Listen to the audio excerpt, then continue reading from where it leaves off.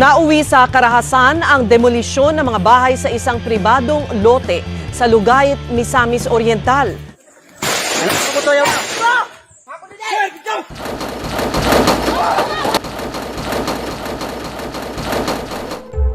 Anang higayuna, nagto ang mga tao sa kalsada, nagtapok. Dahil niabot nga, diha na ang demolition team, gipangguba nga among mga balay. Dito lang, isukol namin kay asa mo niya ibutang, nga naman ang kalsada. Ang pasabot ba sa pagpahawa sila pagkatulog sa dapin sa dalan? Pagpahawa sa ila, ang ilang mga anak muhigda sa karton. Pero sa diha nga, nagpatay na akong igagaw, namatay na gipusilan sa Nigsuntungaw. Gubot na kayo. Sukol ng mga tao din.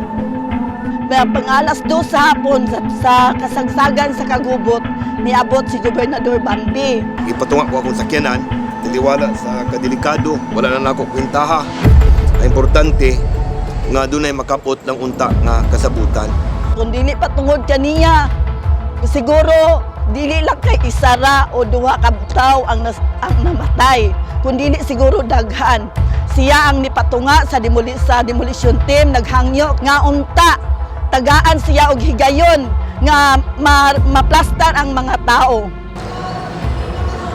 Nangita kog yuta og buyag ang maong yuta karon mao na gipuy-an sa atong mga informal settlers. Ingatan ka, aalagaan ka.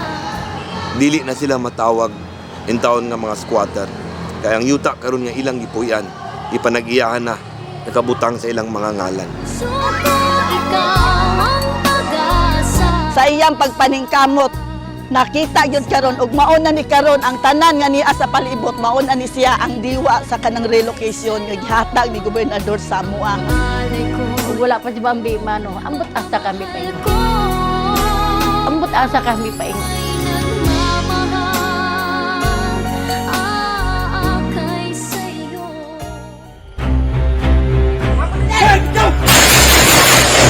Sige ba? Malimo. Nasuko ko o na kanang pagtan-aw nako nga daot na gid ang kuan mga sundalo.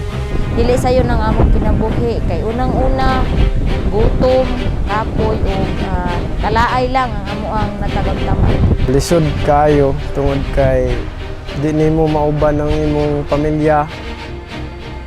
Giadto mi sa kabukiran para sa paghangyo sa mga kadagkuan sa NPA nga mokanaog sa lungsod sa Taguluan, makiatubang sa atong armadong kusog sa nasod ug sa kwerpo sa kapulisan. I would like to extend my gratitude and thanks to Governor Jenny Bambi Imano for his untiring, sustained, and walay kapalit na pagsuporta sa atong mga sundaluhan. Nakaingon ba ko sa akong paghuna-huna sa dinhin ako pakaing ko nga may gani pud nga kung namatay dito kay kung namatay ko dito di ko na ni ma-experience ang akong kinabuhi dira nga ingon ani man day kanindot ang manginabuhing normal. Nakahuna-huna gid mi og ayo nga bud pasabot wala gid gipasagdanan sa gobyerno ang mga nanunod.